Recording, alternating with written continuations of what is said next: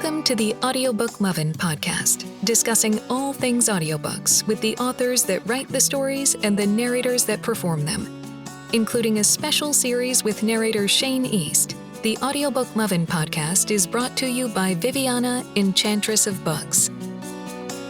Hi, everyone, and welcome to Season 2, Episode 1 of the Audiobook Lovin Podcast. No, you're fine. Is it really?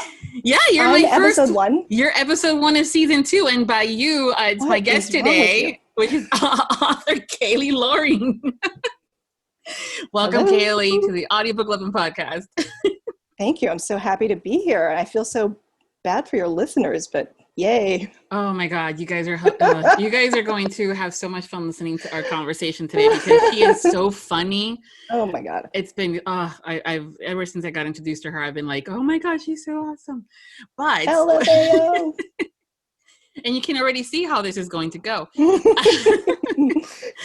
Why don't we start by having you tell us a little bit about yourself, how long you've been writing, and how you got started? Okay. Well, I've actually been writing for a really long time. I've only been writing these romance books for a few years now, but I was actually a professional screenwriter in Los Angeles for 15 years. So I had this whole other career as a writer before this.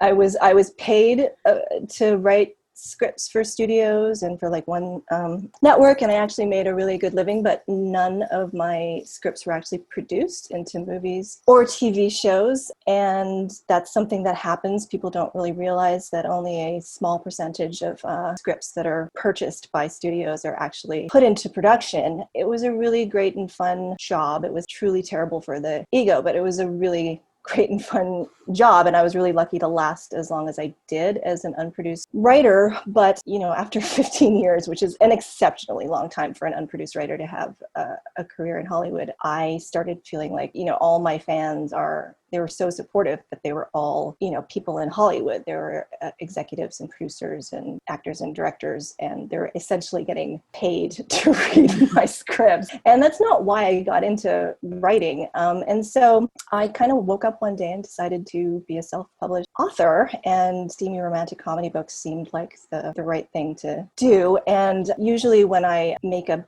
big life decision like that, I just kind of jump in without really thinking about it first. And I had literally read 1.5 contemporary steamy romantic comedy novels by other authors when I started writing a book called The Workation, which was admittedly like a novelization of an unfinished romantic comedy that I had written. I just kind of added a little bit of sex, and it was okay for my first book, but I didn't realize going into it just how different it would be to write a novel. I mean, it's completely different. Like, the life is completely different, and the actual technical aspect of writing a novel is totally different from writing a screenplay.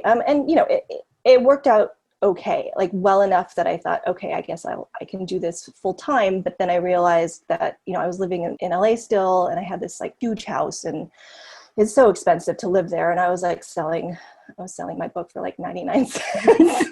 So I was like, I probably can't afford the $12,000 a year property tax for this house. So I had to kind of pause the writing for a little bit and figure out where to move to and get my house ready for sale and sell it and all that kind of stuff. So after that first book, I spent like an entire year just kind of completely shifting my life from living in LA to moving to the Pacific Northwest and buying a house. And I took some time off from writing for the first time in my adult life, really.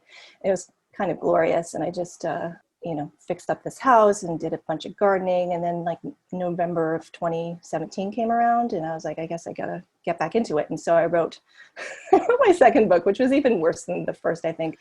And it was also a novelization of an unfinished script, but that one didn't even really have a trope other than it had a British hero. The first one at least had kind of a friends to lovers thing happening. Mm-hmm. So I wrote that, and I'm really big on learning from my mistakes. I have no problem doing that, and I think that I'm more open to it just because I already had that sort of 15-year career as a screenwriter, so I know that I have a lot of wiggle room, and I'm looking at the long game. Anyways, I I did learn from my mistakes from the first 2 books, but I also kind of went into it with this plan that I would write my first kind of 10 books. I sort of looked at it as like I would populate my backlist kind of under the radar while I was learning the genre and learning about marketing and the community and the readers and all this stuff that I didn't know as a screenwriter, and just hopefully slowly kind of build a small audience. And then the plan was always like with my 10th book, I would do all the things you're supposed to do as a self-published romance author, i.e. hire a publicist and have beta readers and editors and a cover designer and be on social media and all that stuff. And, you know, things kind of went according to plan, but then like hashtag Cockygate happened. I had written a book called Cocky Nerd, and I don't know if you know about Cockygate, but I had to change the title to Sexy Nerd, and I didn't make any noise about it, but apparently other people did, and people found out that I had to change the title. And I wasn't even really on Facebook at that point. I didn't even have the app on my phone. And all of a sudden one night I started getting all of these email notifications, and people were sending me these messages saying that they supported me and they just bought my book. And all these people started following me on Facebook. And I mean, I had this like tiny spotlight shone upon me because of, you know, nothing that I really did, but it was really sweet. And that it kind of felt like my introduction to the actual romance community, even though at first it was kind of an icky one. But people were just so sweet. And I think I got more fans because of that, because people actually read Sexy Nerd. And some of them really liked it. And anyways, I actually don't even know exactly how many books, like ebooks, I have published at this point, but it's probably around 15 or 16, and I'm like kind of finally getting the hang of it, but I will always feel behind the curve because I'm a terrible reader, and I know for a fact that I've read and listened to fewer romance novels than any of my readers or listeners or any other romance authors out there. And it's not because I don't like reading them. It's just because I usually, when I start reading something, I just get so inspired, and I would just kind of rather write my own stuff. A lot of authors say that when it comes down to, oh really? Yeah, they'll say that when they're not writing or on schedule to write, that's when they'll read. Yeah, but when I they're have a very about small window. Yeah, and so that's when, and then when they're in the process of either outlining or coming up with ideas and stuff, that's when they stop, because it's gets a little muddy sometimes. But well, yeah, I mean, because like I'm a kind of a sponge too, and I don't Mhm. want to be writing like other writers. Yeah, and you want to be able to have your own voice and your own twist to things. That's Very a much so. very you weren't lying when you say you're a planner. 10 books, you're gonna do all this stuff, and you definitely jumped in. That was a nice leap that you did there. It was very I'm sure it was scary at first. And now, do you feel better about making it? Oh yeah, no, I mean, this is absolutely what I should be writing. I mean, it's so much work. Like, it's just, I don't think people realize just how much work is involved in being a self-published author. Like, it's not just the writing. And it's fine. I like it. Like, even when you're hiring other people to do stuff, there's a lot of communication with other people involved. And so I feel like I'm just working constantly, and it's fine, and it's good for me. Like I don't know if you want to hear about what it's like being a screenwriter, but it's literally 75% of being a screenwriter is going to meetings and talking about scripts, either scripts that you've already written or scripts that you could potentially write for these people, and only 25% actually writing. And of that 25%, you're mostly writing pitches and outlines and treatments, and for the producers. And then when you can actually go to script, you write your first draft and you turn it in, and then they want you to do rewrites, and you're just always rewriting the same scripts. Usually you're kind of working on like the same script over and over again Oh, for wow. Yeah, that a can be. year. So this is actual writing. Like I love to write, and this is like real writing, and it's a lot of words. It's so many words. But it turns out I like it. Yeah. And it turns out I like writing about sex and hot guys. So thank you for that. Really a good fit for me. You're welcome. Yeah. Where do you come up with your ideas for your stories? I mean, it's changed over the years as I'm learning about the genre, actually, because I do think about tropes a lot more now. But lately, it actually kind of starts with the cover image. I tend to fall in love with a cover model, and then I'll kind of come up with a title based on that. And then I will usually write the blurb early on.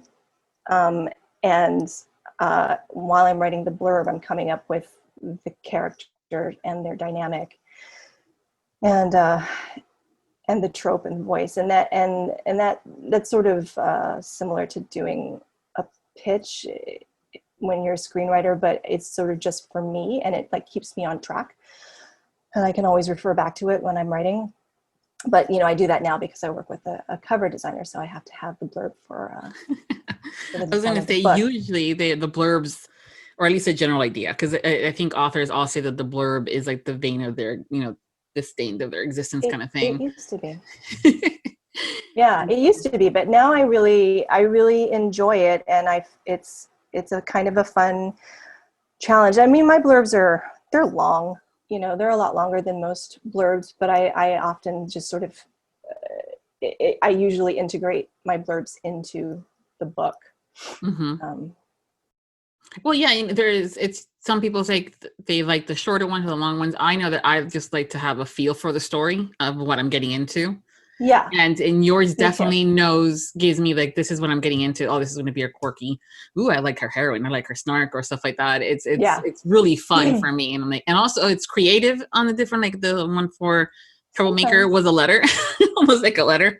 Yeah. There conversation. Was an email. And so that's like, oh, that's interesting. That's new. So that was cool. And that's a big part. That became a big part of the book, were the email and the text conversations. So, So you said that you kind of jumped into romantic comedy and contemporary romance. What is it about this genre that has kept you here?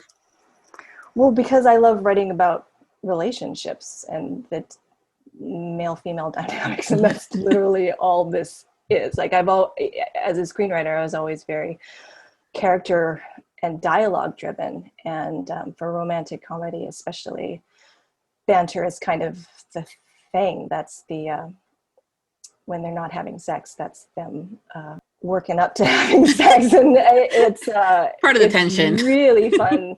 It's really, really fun to write, and especially now that I'm, specifically writing for audio, and I have these wonderful narrators' voices in my head. I don't know what to say other than it's really, really fun, and it's like it's my jam. Yeah. Well, is there a subgenre in romance that you have yet to write in that you're going, maybe? Yeah, I mean, right now, romantic comedy and making people happy is what's important to me, but I'm very intrigued by romantic suspense, and I don't know if I would be good at it, but like film-wise, that's something I've always enjoyed watching, and one day we'll try my hand at that. And I don't know if I'd be good at this. Like, I love reading supernatural romance. I like ghost stories, but not ghost dick, but like where there's not where the romance is with a ghost, but where there's a ghost and then there's a romance, and the people are haunted emotionally as well as literally haunted by a ghost. I really love those stories. And I love how you clarified that. Well, because I remember listening to an Audibly Addicted episode where Kim and Mo were talking about ghost dick, and I just don't want anybody to think that I want to write about a woman having sex with a ghost. I would probably listen to that audiobook, honestly, if it's actually out there, but that's not what I'm interested in. Yeah, no, it's always an interesting when it comes down to stuff like that. I love the P&R, but there's always sometimes you kind of go, about that. That actually work. How's that going to be? Yeah, no, I love Audibly Addicted. We're always doing some kind of chatting with each other. Yeah. I remember Some that episode. Kind of Yeah, some kind. But I remember that episode that you're talking about. That was actually Connor's. Yes. Interview. Yeah. Connor. Yep. We're going to get now into audiobook conversation a little bit here. Finally. She's like, now I'm going to have fun. Viv. Audible is saying that other stuff out of the way. Yeah. Audible is saying that you have 11. What made you decide to make your books into audio? So I actually kind of fell into it. It wasn't something I sought out. I was first approached by somebody who worked for audio rights agency or a subsidiary rights agency to see if I was interested in selling the rights to my audio and freshman rights. And they had this kind of a la carte thing where you don't have to like sign over everything. And I thought that was cool. And so I signed with them, and I think she was mostly interested in Sexy Nerd, but she actually didn't end up selling it right away. And then somebody from Tantor actually reached out to me directly through my website about Sexy Nerd, and I referred her to my agent, and I would have been very happy to sell to Tantor, but my agent kind of did her agent thing, and at the last minute got an offer from Dreamscape Audio. And anyway, so I took that, and I had narrator approval, which was the most important thing to me, even though at that point, I wasn't listening to romance audio at all. I didn't know any romance narrator. I have to say, I actually did sort of know about Shane East. I didn't really know his name, but I had listened to Royally Screwed, actually, while I was writing one of my British hero books. But so things happened pretty quickly after I sold the rights, and they sent me their first choices for the male and female narrators, and Mackenzie Cartwright was their first choice female, and that was just a no-brainer. I mean, as soon as I heard her voice, I knew she was the gal for me. And honestly, I was a little bit on the fence about the man. And like I said, at that point, I wasn't really listening to romance audiobooks, so I didn't really understand just how important the male narrator is. And I listened to, he had very few titles and samples for me to listen to, and he was a really, really good actor. And one of the books that I listened to was Romantic Suspense. I think it's by Corley June, I want to say. In most of the samples, he sounded more nerd than sexy, and I really wanted him to sound sexy. And in this one sample, he did sound hot. And so I, being from Canada, I'm like always a fan of the underdog, and I can't say no to people. So I was like, okay, let's take a chance on this guy. Maybe he'll sound sexy for me. And, I think it came out in February, and I listened to it, and I completely loved Mackenzie Cartwright right away. It took me a little while to warm up to the male narrator. And honestly, I think it probably took him a little while to get into the character, but he eventually did. And I liked it. And I did something that I never do. I actually Googled Mackenzie Cartwright and looked up. I found her email address, I think, from romancenarrators.com, and I emailed her, and I was like, hi, I wrote Sexy Nerd, and I thought you totally nailed it. Thank you so much for not being terrible. And really made me laugh. And she immediately wrote back, ooh, fangirling. And she said that, she and her engineer had to keep pausing the recording because they were laughing so much. And that doesn't happen very often. And she ended it with I look forward to working with you again soon, winky face. And at that face, little did she know. Well, at that point, yeah, I still wasn't really thinking about audiobooks yet. But I think I was at the time working on Come Back to Bed. And at that point, that was my 9th book. So that was sort of the last book that I was writing where I was just doing it by myself, and it was like winter, and it was really cozy, and I didn't even tell any of my few followers on Facebook that I was writing it. I just kind of wrote the book that I wanted to write, that I loved, and I took as long as I wanted, and then I uploaded it, and it ended up being a real sleeper hit for me. It was kind of a turning point. Like, it was one of those rare things where instead of like everybody reading it the first week, it just kept slowly going up and up in the ranks, and people were really loving it. And it just kept kind of coasting for a few months. And like after about a month of that, I thought, well, maybe this is audiobook worthy. And so I emailed Mackenzie Cartwright, who I will just say right now, like these audiobooks would not have happened if it weren't for Mackenzie Cartwright. And I said, hey, I think that you would enjoy this book, and I think it's even funnier than Sexy Nerd, and I want to self-publish it, and I want you to be the female narrator, but I don't know any male narrators. So I was thinking about hiring a producer to help with casting, and she said, you don't have to do that. You can save your money, and I'll reach out to any narrator that you want, and you can use my engineer. She's the same engineer that the big 5 publishers use, so she can like master and edit your project. And so she named like 2 male narrators that she had recently worked with, and the first one was a guy called Teddy Hamilton, and I looked him up on Audible. Teddy? Oh yeah, Teddy. Yes, Teddy. He's gonna kill me. I looked him up on Audible, and I was like, he's never gonna want to do one of my books. And then I listened to like, I think 5, maybe 10 minutes of Cocky Roommate by Claire Kingsley on Script, and I instantly knew, like, yeah, this is the guy. And so I emailed Mackenzie, and I was like, if Teddy Hamilton wants to do a goofy book by a total dork, then I want him.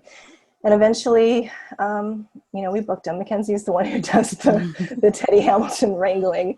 And I think even before I actually heard the final files for Come Back to Bed, but after they had recorded them, I booked them for Tonight You're Mine, which was the next one. I wrote my 10th book. And at that point I had, started doing the actual romance author things where I had like hired promo people and was using an editor and cover designer and all that stuff. But so I was like officially a professional romance author at that point. And yeah, and so that one, kind of fell into place very quickly. And then I heard the files, and I mean, I was just completely blown away. Like I knew they were good actors, and to be honest, at that point, I had already become completely obsessed with Teddy Hamilton's voice and was like listening to so many of his audiobooks. But I was just so amazed by how perfect they were for those characters, because it was different from a lot of the other books that they had done at that point. And it was just so good. And it was thrilling to hear them perform, like actually perform my writing. And I realized that, that was the thing. When I walked away from screenwriting in Hollywood, I really never looked back, and I certainly never planned to write a script again, but I realized how much I missed writing for actors, even though none of my scripts were actually produced. Like I wrote plays in college that were produced, and I wrote scripts like specifically for actors that were like attached to the project, like stars were attached to the project when they were in development. And I loved it. And I've known more actors than any other type of human, in my life. Like that's who I was always hanging out with in LA. And I really, really missed it. And I realized it listening to Come Back to Bed. So that was when, I was kind of bitten by the bug. And honestly, I don't know. I think my agent will be very sad to hear this, but I really love being involved in self-publishing, even though, I'm not literally working with the narrators. I'm just sort of casting and hiring them and occasionally emailing and messaging with them. They're more working with each other, but I like it. And it's nice to have, I don't know, I feel like I'm less alone in the creative process too. And it's also really amazing that they respond the way that they do, and they actually get my writing and my voice, make it their own. Mackenzie's phenomenal. I love her, not only as a performer and a narrator, but also as a person. As a person, yeah. She has such a great energy around her, so supportive and everything like that. So when she says that she had fun, she means it. She does, and you can tell. You can tell when but with her, it's great. And Teddy's another one. Because as I was going through your catalog, I was saying, okay, there's a lot of, Mackenzie, Teddy stuff. But it's interesting also too, because their voices lend well to each other. They really sound good together, yeah. And I think it's also this, that they both really, they're so in it. They really give it their all with every performance. So their energy matches too. Yes. Did you have any like big surprises when it came down to turning your titles into audio? I don't know about surprises. I mean, it's always a little weird the first time you hear the guy reading your sexy scenes. I remember in Come Back to Bed. I mean, I feel like in Come Back to Bed, it wasn't like terribly dirty. And I think at that point I was writing more of the sexy bits from the female POV before I learned. You want to hear it from the guys? Yeah.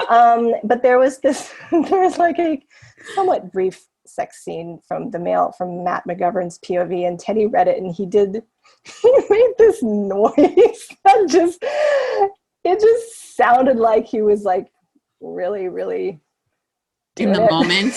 Yeah. And I had to pause it. I was like, what did I just hear? And then I was surprised every 9,000 times that I heard it afterwards too. I do tend to listen to the Teddy chapters over and over again. You're not the only one. I know. Yeah. So and then especially when I started hiring different narrators, like honestly, especially Shane East, like when I heard him read the sex scene, I had to keep pausing it because he's so intense. The way he reads. Do tell. You don't say. And I had to keep pausing it because that's not necessarily how it was in my head when I was writing it. And so I think I only listened to his sexy bits once. There's this post-coital conversation in Hello Darling that is so fucking hilarious, and I listened to that like several times in a row the first time I was listening to the final files, and he just killed it. I do love it when there's certain lines in a book, or even some scenes, because I know that the listeners will be like, oh my God, chapter 17, or oh my God, chapter 16, especially for Charmer. But anyways, but more on that later. Yeah, that's the other one. But also those other moments, whether it's a funny moment and they just have, impeccable timing with the line. And I think and those moments actually sometimes for us as listeners stand out even more than the sexy times. We'll re-listen to the sexy times more than once if you need to. Just to, scientific. Just to make sure you heard everything correctly. Correctly, yes, exactly. It's all about the science of it all. And it's, again, those lines. But Teddy definitely has a comedic timing that it's phenomenal. And he has this thing about his voice where he sounds like everything is fine. The world is crumbling around you, but you're going to be totally perfectly fine. Just don't piss him off. I know. I love it when he gets angry. Yeah, exactly. And Shane is another one too that you don't think of it because part of it is the whole stereotypicalness of, oh, he's British, so he doesn't have humor. Like, oh, no, the man is funny. He has great comedical timing and sarcastic, and he can nail a line. And so those moments when the author provides those because they've started to learn the narrators more always makes me go, I wonder if they did that on purpose. Add a line for them to say or something. Do you find yourself writing more now that you've had more books? Oh, are you kidding me? No. Yeah, no, I absolutely write for the narrators. Back for More was the first book that I wrote where I knew going into it that I was going to have an audiobook, and where I had actually booked Teddy and Mackenzie very early on in the writing process. And like I said, at that point, like Mackenzie, I'm going to keep talking about the male narrators, but Mackenzie is sort of like, she's like my soulmate. She is the official voice of the Kayley Loring lady parts. And so I don't kind of have to worry about her. Like, I always know she's going to get it.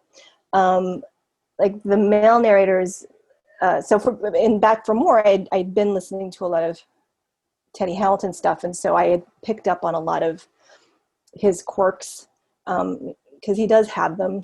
He pronounces certain words a certain way, and they all do. He says the word what?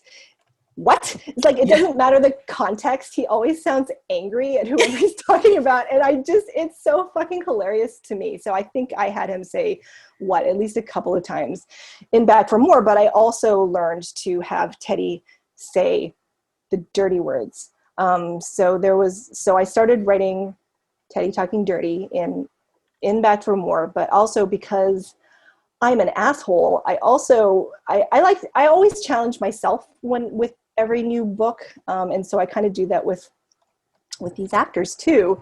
And I wanted to hear Teddy speak French, and I had a feeling he probably doesn't, and it would probably annoy him. And so I actually specifically wrote in that this character was not particularly good at speaking French, but it became this thing between Wes and Lily that they speak certain French phrases to each other.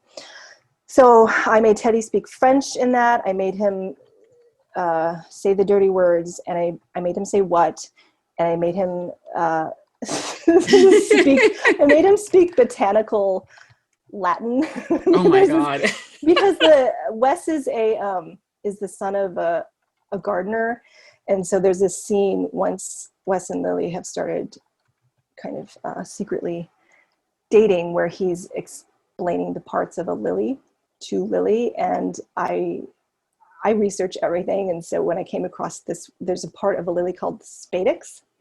And first of all, spadix is an amazing word. Like, I dare you to not say spadix over and over and over again. It's just so great. But I just knew that hearing Teddy Hamilton say spadix would be just a really sexy, awesome time.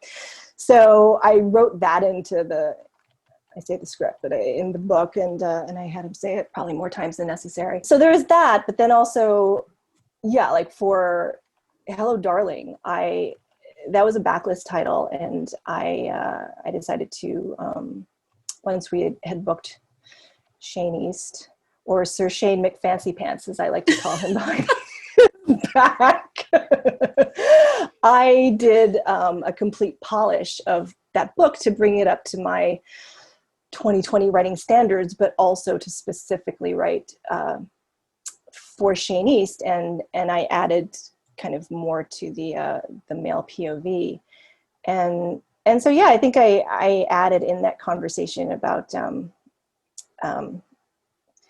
British terms for sexy body parts, which was the one that completely killed it. It was like so funny.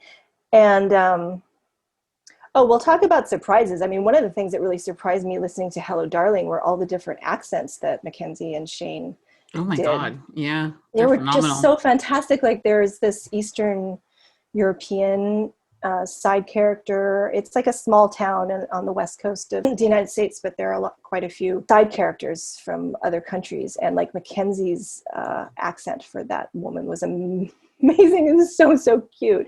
And Shane did it too. And then Shane, I didn't write it in specifically, but Shane did a lot of different British accents too for all the British side characters, which was a really fun surprise. And then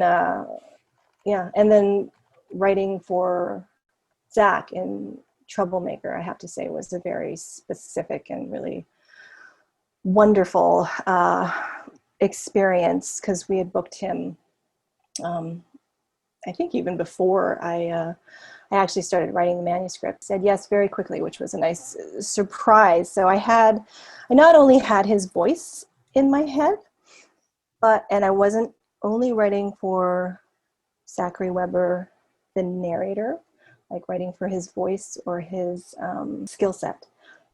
But it was the first time I actually kind of wrote it for the guy behind the narrator, which, he doesn't actually know this yet, but I guess it sort of makes sense that I would tell you about it, because after we had booked Zach for Troublemaker, and I had started writing the manuscripts, and I had already written, I don't know if you've listened to Troublemaker yet, but I had already written Alex Vega's inspiration journal, the first entry at the beginning of the book, it's a really good introduction to where Alex Vega's head is at and where he's at emotionally at the start of the book. And then I saw, I don't know, somewhere on Facebook, you had posted your interview with Zachary Weber. And so I stopped everything to listen to that.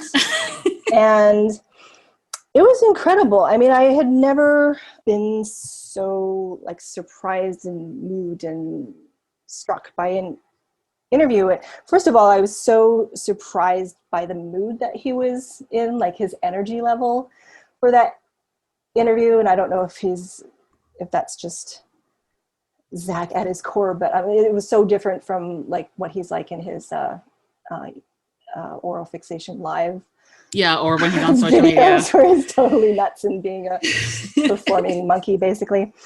But he was also just so open and honest and forthcoming and articulate. And he said these really amazing, sweet things. And I've never so badly wanted to give a narrator a hug while I was listening to an interview. And I think that it's so corny, but in a way, Troublemaker kind of, that was my way of doing that. It was my way of giving Zachary Weber a hug and kind of writing him the HEA that he deserves. It's so cheesy, but he just said some things that really resonated with me, and like certain ways that I've felt at different times in my life, especially when I was in LA.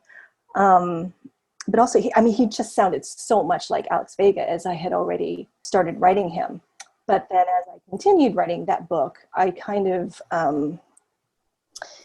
I thought about Zach in that interview. And I don't know Zach is an incredibly complicated and very unique person, and there's a lot of aspects to his personality, but whatever was going on in his life that made him the way he was that particular day when he was talking to you, that really influenced the way I wrote Alex Vega in the rest of the manuscript. And I also put a lot of myself in that character, just because, being a director is not the same as being a screenwriter, but it's a lot closer than any of the other characters that I had written. So like everything that Alex Vega writes about in his inspiration journal, everything that he was watching or reading or listening to, that was all what I was watching and reading and listening to as I was writing this book. But I was also writing about kind of how I felt at different points in my life about love and relationships and stuff. So anyways, Zach doesn't know this, but in a way I kind of think of it as like a weird little collaboration between Zach and Weber, that he wasn't like physically involved in. But and then, after he recorded it and he kind of reached out to me, and I found out like just how much he loved it and what the book meant to him, and that it was kind of close to home for him, and that it's really just been an awesome experience all around. And then hearing his performance and hearing so much of Zach in the performance of Alex Vega it's really something. Zach is great. He is a very complex individual that has many sides to him, but all of them are very genuine and sincere. And you picked up on that vibe of his. And so I'm glad that the episode was good for you, because that's the other thing too. I'm always concerned when I talk to you guys as my guest that, someone's going to be like, oh, why would we want to listen to her again, Viviana? But it's always like, why am I doing this? No, I love talking to you guys. I love learning these things because every story is different and it resonates differently with everyone that listens or reads it. And that's something that is fun, like so intriguing for me that you and I can read the exact same story and get something completely different out of it. Oh yeah. It's a very personal experience. It depends so much on the reader /listener's own life and personality and what mood they're in at the time and what they're expecting going into the book, and so many things. That's why reviews are so funny to me. Yeah. Well, I've always thought that even before I became an author who was subjected to 1-star reviews, I've always thought that online reviews and in a way even like professional reviewers, the reviews are so much more a review of the person writing the review than of the actual product. And I think that's especially true for books because it's a totally private and personal experience. I mean, when you're listening, at least you do have these people reading it to you and you get an idea of what but they're bringing in their emotion too, because when the character is having an emotional moment, if we're not in that moment, when we read it, we're going, yeah, and I felt bad, la la la la, right? But when they're listening, when they're performing it and they're in it, and you hear it in the tone of their voice and the tremble of it, and their pauses, and when there are silent moments, you're getting all that's almost an amplification of what you normally would have gotten if maybe you were reading it. Not that I'm dogging reading, because I love reading and I've done it all the time. It's like a disclaimer. Please note. Yes. As I say it really fast, like as I'm in a car dealership commercial. But no, the narrators are phenomenal. That brings that into a different layer, I think, of the story they add to it. And each of the narrators does a different job and a phenomenal job. I love Mackenzie. I think I've already said this so many times, and she knows it. Oh yeah, no, forget. I actually just tweeted it. I'm like, hey, Mackenzie, if your ears are burning, it's because Kayley and I are talking about you. I hate not being on Twitter. I'm not going on Twitter because it will kind of take over my life, but I'm aware that most of the audiobook stuff is happening on Twitter. Well, it's all the social medias have their own little thing. And I think with Twitter, it's a good little thing. It goes so fast for me though, that's where I kind of feel like, where do I catch up? But for those little quick notes and I've gotten better at keeping track of where things are sent in there. But you should. It's a little difficult to be raving about how much I loved Charmer when I'm having to hashtag your name, and then I know that you're not going to see it because you're not on there. So I got to make me work harder, because then I got to take a screenshot of it, and then I got to send it to just Well, I am on Facebook and Instagram, and so are you. So that's just you being lazy. I have to. That's a you thing. That's not a me thing. That's a BS. So it's about the end user thing. No. I rave about you in all different platforms. Thank you very much.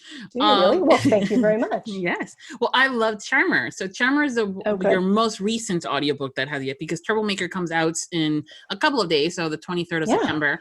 But Charmer came out on the 24th of August, and that's with Mr. Jason Clark and Mackenzie Cartwright. Why don't you tell us a little bit about Charmer for those that not have listened to it, because you're all going to want to buy it. Well, Charmer was actually kind of a unique experience for me. Not unique, but like I said, at that point, I had started writing my books with the narrators in mind and the audiobooks in mind. But when I was writing Charmer, this is after Sleeper, which was narrated by Teddy Hamilton and Mackenzie Cartwright, and that's a single dad, steamy romantic comedy. And Charmer is a follow-up to that. And it's about Nico Todd, who is the brother of the heroine in Sleeper, the brother of the heroine and the best friend of the hero in Sleeper. But, Charmer, I knew the Nico character, but I also knew that once I started writing the book, he was going to be kind of different from how he was in Sleeper. So anyways, Nico Todd is a singer-songwriter and a former Disney Channel star. I actually based the character Nico, not his personality, but sort of his career arc on a friend of mine from LA who was, I was friends with these people who were on a Disney Channel show when they were teenagers, and then they went on to have really great careers. And one of them became a singer-songwriter, and he's very talented and kind of refused to do all the things you really need to do in order to be like a big rock.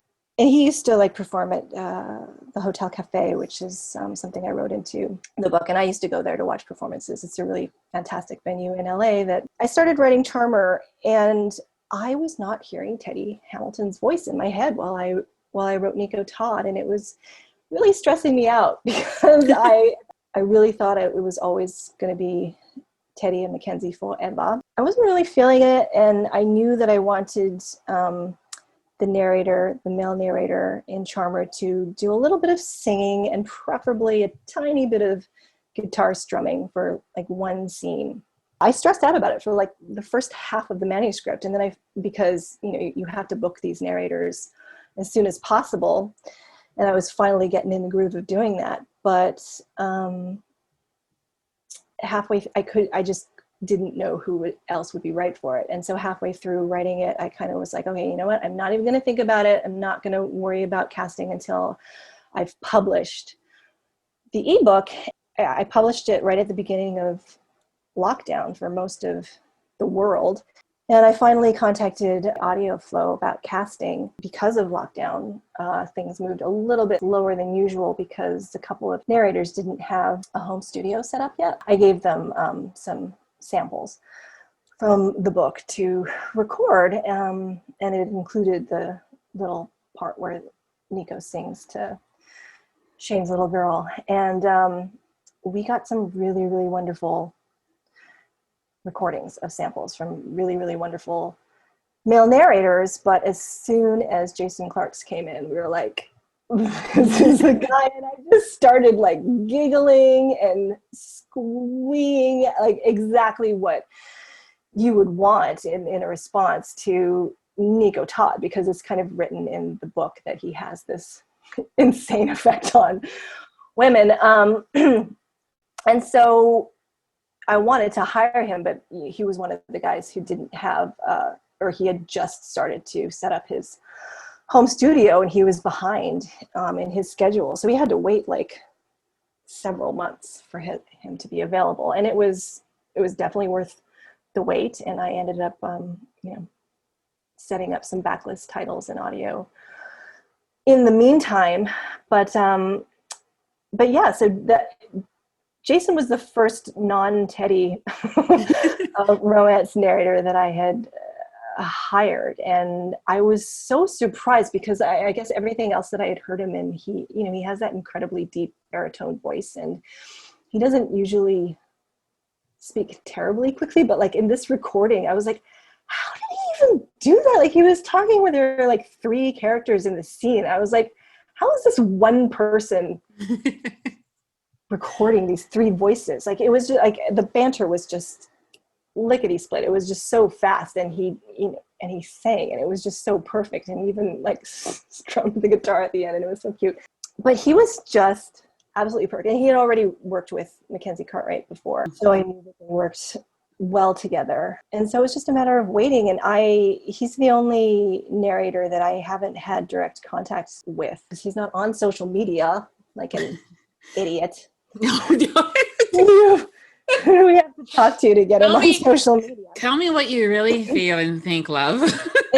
I'm speaking for all of women who listen to his audiobooks. I know. It's the one question I get all the time. It's like, so have you been talking to Jason about? I'm like, do you think I have literally a magic wand or something that I can just have the guys? Do you not? Because I kind of think you do. Oh no, let's keep that thinking then. I think of you and Kim as like the mafiosa of romance audiobook world. And I'm more than happy to kiss the rings. No, thank you for that compliment. It was a compliment. No, I appreciate that. Thank you. It's a small world, the audiobook, and it's amazing how the fans love on something and start spreading the word. I had heard of you and Charmer and stuff like that and everything in some of the other books. Everybody was talking about the performance and Mackenzie and the bantering that you do in your books is really good. And it's one of those things where the actors, when they can do that, even when it's done in dual versus duet, is really great. And I know that but that was actually the first audiobook where I actually while I was writing it, I knew that I wanted certain chapters to be edited duet style. So there are a number of chapters where Kat is a videographer, so she does these sort of video diaries, and I knew that I wanted that to be done duet. And then she also like interviews, she does a documentary behind the scenes and she interviews Nico. And I knew I wanted that to be duet. And it was just done, it was edited so well. And the pacing was just perfect.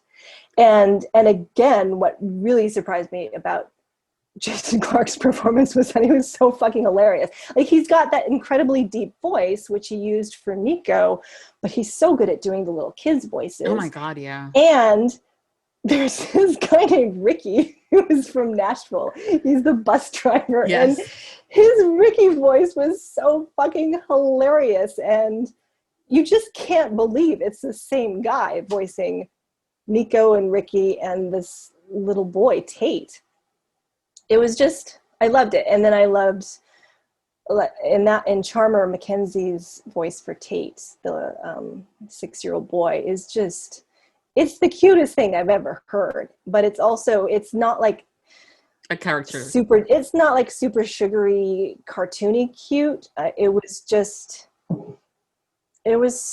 She just sounded like a really happy little boy. And then towards the end, when she sounds like a sad little boy, I mean, I cried. It just ripped my heart out. Like, it's not like there was anything terribly dramatic going on, but he just keeps saying, I want to go home. I want to go home. And he says it, and like, she says it like 15 different times in 15 different ways. And it's just an all-around amazing performance for both. It's so weird, like, saying both of them, because I think of it as like 6 or 7. Yeah. Well, that's the importance of the casting, that it's the authors are now starting to realize how important it is. And when it comes down to not only the abilities of the narrators and doing the different voices, but to bring that emotion into it.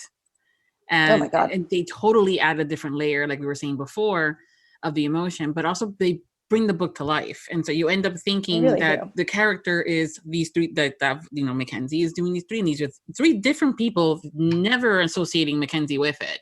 And then you remember, oh my God, she sounds so hot, but that's Mackenzie and she's doing the guy voice. Thank you. Yeah. You know, she's good at it. Yeah. There's a bunch of them. I'm like, I have like girl crushes on some. I'm like, that's right. No, that's Nicole, or that's somebody else. It's real fun. So that was Charmer, and I know that it's still getting a lot of love. And then now we have Troublemaker, which we talked about a little bit as far as the character. But why don't you tell us a little bit about the story for Troublemaker? Yeah, so Troublemaker is also set in the Sleeper Charmer world, except that when I was writing Sleeper and Charmer, I hadn't planned on doing a 3rd book in that series. I don't know why I feel weird calling it a series, but it actually is.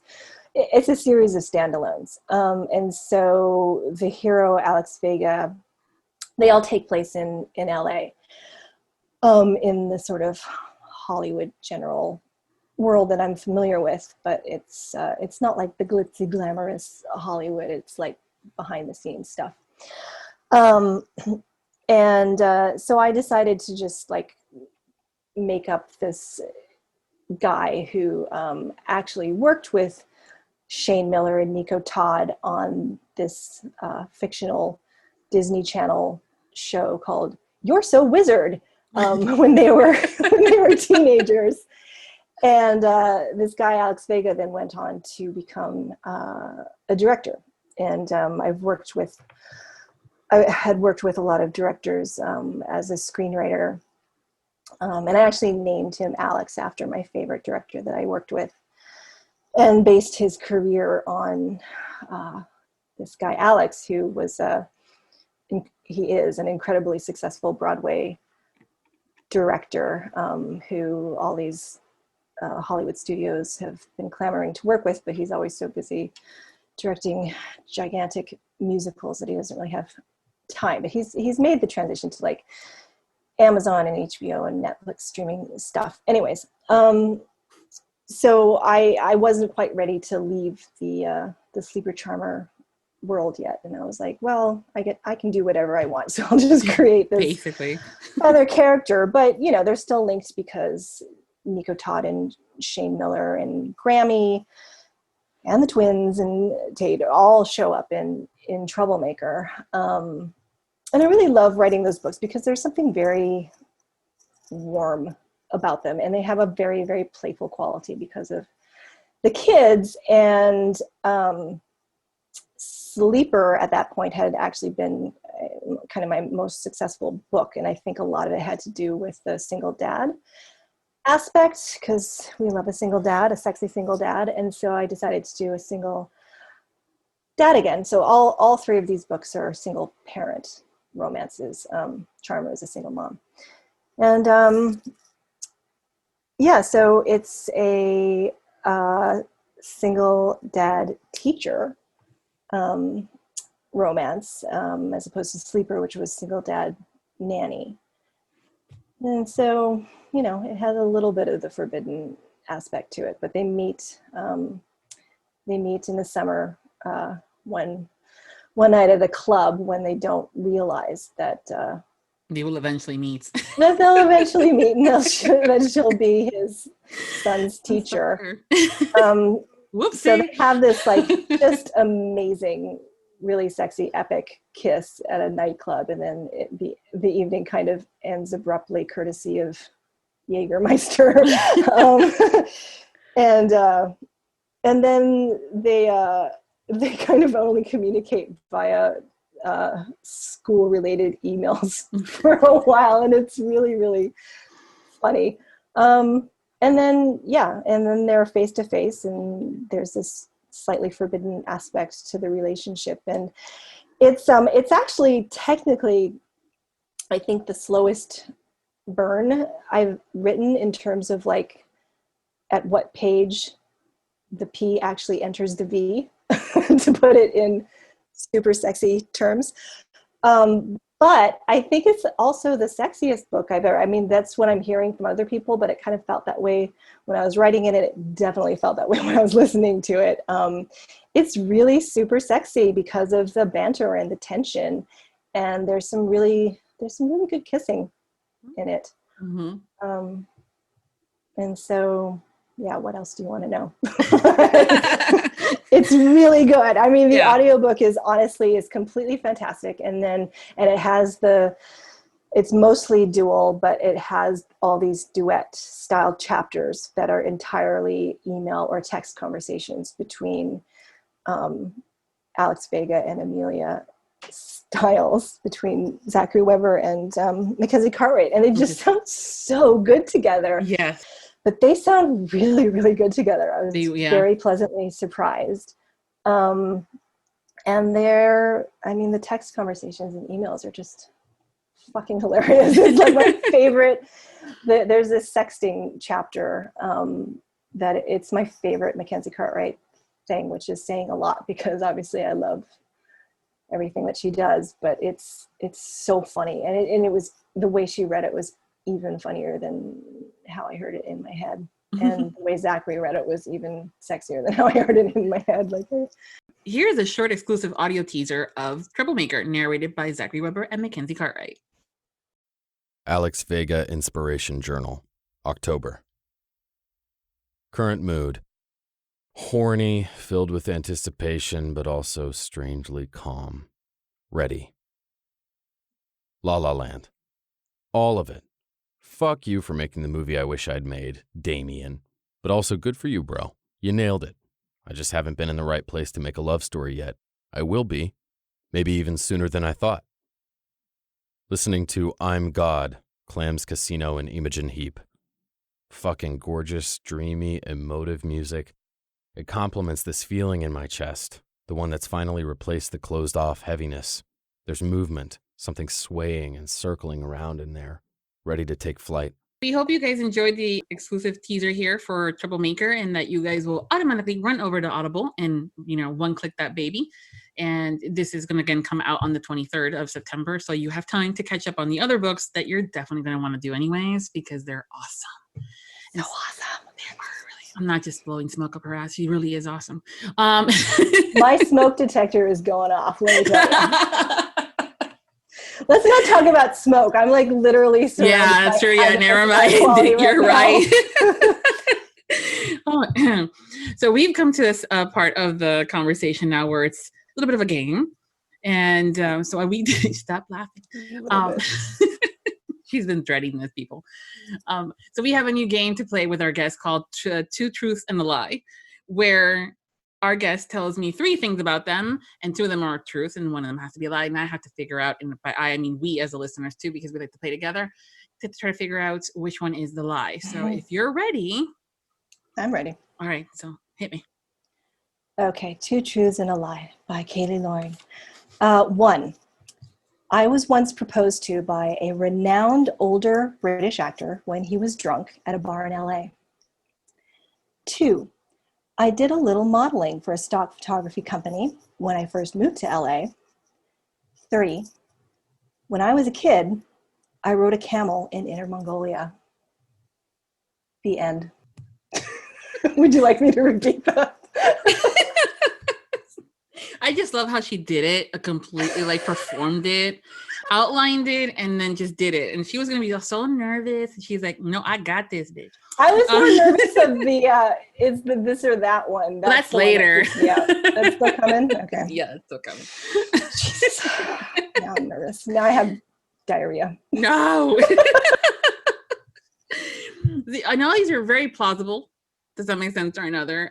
Which you did really good then. So you were proposed by a drunk Brit at a place. You're doing your modeling, or you rode a camel in Mongolia. It's not as cool the way you say it, but sure. Well, this is where I'm not the author, and you can say it a lot more, delicate and intrigued and with bigger words and all that fun stuff. Plus, you did it. The performance was phenomenal. Thank you for that. All these are possible. I can totally see you doing the modeling thing because again, traditional, stereotypical of going to California. But you're also a wonderful, lovely looking woman too. So it's like, that's totally possible. Getting proposed by a Brit in California, that might be like, where was Shane during that day? No, I'm just kidding. I wish. Tell Shane to stop emailing me. He's so annoying. Oh my goodness. So I want to say that modeling is a truth, the proposal is a truth, and the camel is a lie? Oh, the camel is not a lie. No, the modeling thing, I actually was scouted by someone when I was at another bar in LA, but I turned them down. I hate posing for pictures, so I actually got scouted a fair amount when I was prancing around LA in my little flowery mini dresses and heels and red lipstick, but I always said no. So that is the lie. Well, I was wrong. Hopefully our listeners guessed right. If not, let me know what you guys got. But then all very plausible and all very good. That was a good one. Yeah, Thanks. Cool. So before we go, why don't you tell us a little bit about what you're working on next? Oh my God. I have so much to tell you. I hope you have time for this. I have 6 upcoming audiobook projects set up. Wow. For after Troublemaker. So I can tell you about all of them right now.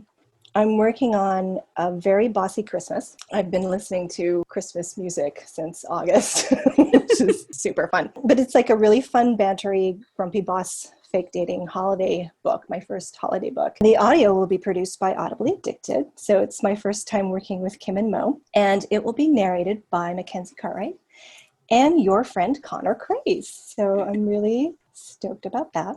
Again, I heard the 2 podcast interviews with Connor, and after I heard the first one that you did with him, I like immediately emailed Mackenzie, and I was like, "Have you heard of this guy?" And she was like, "No, but I'm so ready for some new blood." And then not long later, I heard the one that he did with Kim and Mo, and I like truly flipped out because Kim at the end kept saying that he had all these projects lined up and expected him to have a bunch of others set for the rest of the year. And I was like, the Connor train is leaving the station. I need to be on board. And so I immediately messaged Mo, and I kind of made up this project on the spot. Like I didn't really have anything. Yeah, I need him. I want him. Let's get him. And she did. And so that's happening next, and I'm giving both of them quite a few accents in this, which I know Mackenzie will be very happy about, and Connor's character will have, because I do my research, Connor's character will have relatives from Ireland. Oh, you're welcome. Thank you. Yes. Yeah, like it's only in a few scenes, but and there's also Anything. There's also like a grandmother from Italy and then some guys from Boston. But then I'm also going to have I'm making him drunk sing Jingle Bells. So he might hate me, but I think it's going to be really awesome. And it's really, really funny in the book. Oh my God. So that audio will hopefully be up before Christmas. And then I've also booked all of the above mentioned people for the follow-up book, which will be a shorter Valentine's Day novel called A Very Friendly Valentine's Day. I have a really fun story planned. And also the covers for both of these books are just smoking hot. So I can't wait for people to see them. And P.S., I don't know when this interview is going to go live, but like the official cover and narrator reveal is going to be September 28th, I think, but I have no problem with people knowing this now. It's not really a secret. And then, Viviana, listeners, after these two, for the summer of 2021, I'm going to write a standalone professor-student romance. And the Audio Flow is producing this one, and I will be reuniting with Teddy and Mackenzie. So I'm really excited about that. But I also wanted to get a couple of other narrators in there for featured roles. So there will be around 15 minutes each of Sir Shane McFancypants. Sorry. Like he didn't already hate me enough. I'm like, let's like hashtag it. So that yes. No, that's what do you think I'm doing? Tweet. And also we've booked Ryan West, who is someone that I discovered this summer. Like he narrates a lot of Lexi Blake's books. I don't know if you know of him. Perhaps you should interview him too. Yes, ma'am. They're kind of romantic suspense, but they're really funny and entertaining. And he narrates them solo, and he's just so good.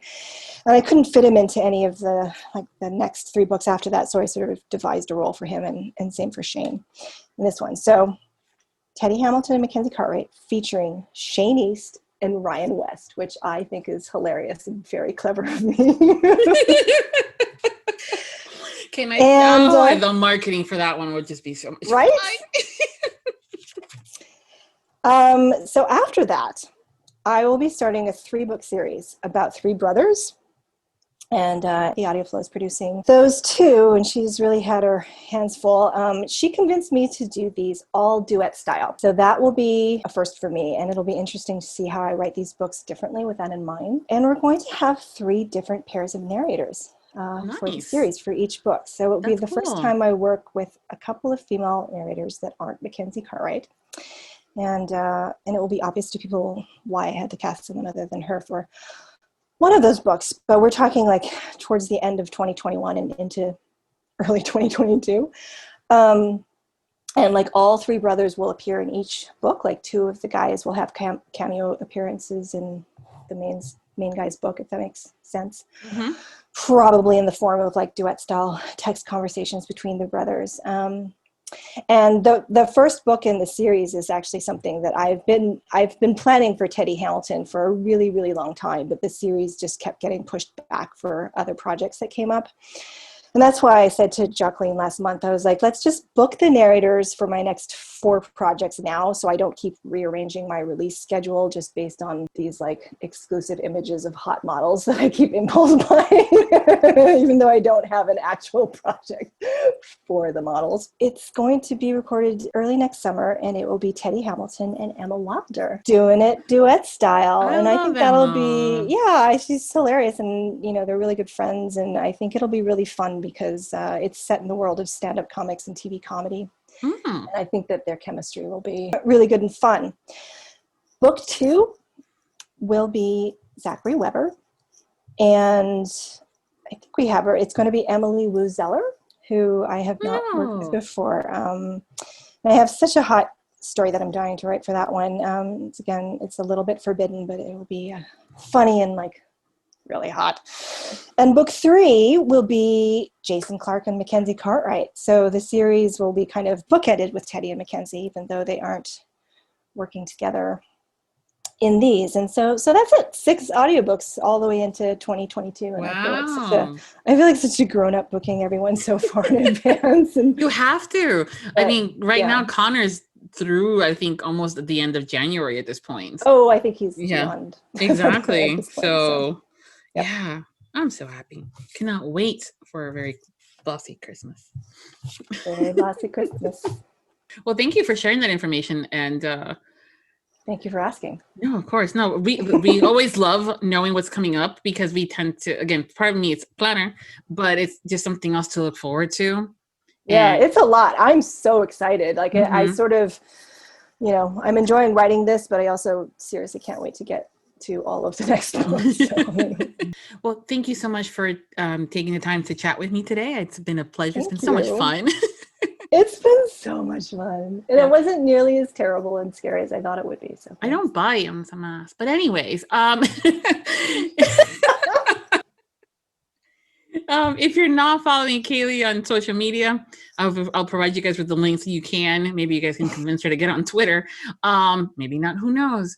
But if you guys are not following her, she's really fun. And she has a reader group where she's a hoot there too. So if you love her books, make sure to join. I'll, again, include all the links that you can find at the website for the Viviana Enchantress of Books. Thank you again for hanging out with me. Thank you. And until next time, happy listenings. A heartfelt thank you to all of our Audiobook Lovin Podcast Patreon. Special thanks to Susie Vanderham, Michelle Sutton, Jing Kemp, Jen Franklin, Brittany Cottingham, Kimberly Reed, Leanne Schwartz, Danny Johnson, Christine Cox, Christy Reitz, Jennifer Graham, Cindy Pittman, Mendy Summer, Jenny Johnson, Jesse Stafford, Chrissy Font, Rhonda Pezzarello, Evelyn Clarisi, Michelle DaCosta, Emily Dye, Michelle Bestard, and Farah Blair. The Audiobook Lovin Podcast now has special Patreon access levels. Join today to receive early access to podcast episodes, exclusive content with our guests, and much more. Support the podcast by becoming a Patreon at www.patreon.com/audiobooklovin. We thank you for your support. Thank you for joining us on the Audiobook Lovin Podcast, hosted by Viviana, Enchantress of Books. For links and more information discussed in today's episode, previous podcasts, or the Audiobook Lovin Series, please visit our website, vivianaenchantressofbooks.com.